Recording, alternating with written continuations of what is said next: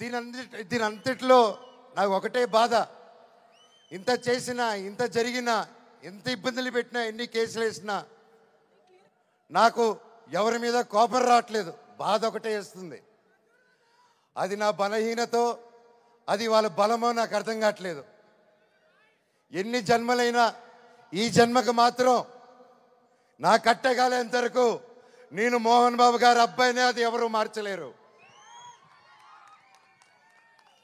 నాకు ఆయన నేర్పించిన క్రమశిక్షణే. ఆయన చిన్నప్పటి నుంచి నన్ను నీతి వైపు నిలబడు, న్యాయం వైపు నూరి పోసి పెంచారు. ఈరోజు నేను న్యాయం వైపు నిలబడినప్పుడు చుట్టుపక్కల అందరూ చేరి తప్పంటున్నారు. నేను మీ పక్క నిలబడినా, న్యాయం పక్క నిలబడినా అనేది ఆ బ్యాటిల్ ప్రతిరోజు. కానీ ఏదేమైనా, ఎన్ని జన్మలు ఎత్తినా మీరే నా దేవుడు, మీరే నా తల్లి, మీరే నా తండ్రి. మీకు ఎప్పుడు నేను బిడ్డనే. మీ దేవుళ్ళు ఎప్పుడు మా అందరికి ఉండాలని కోరుకుంటున్నాను.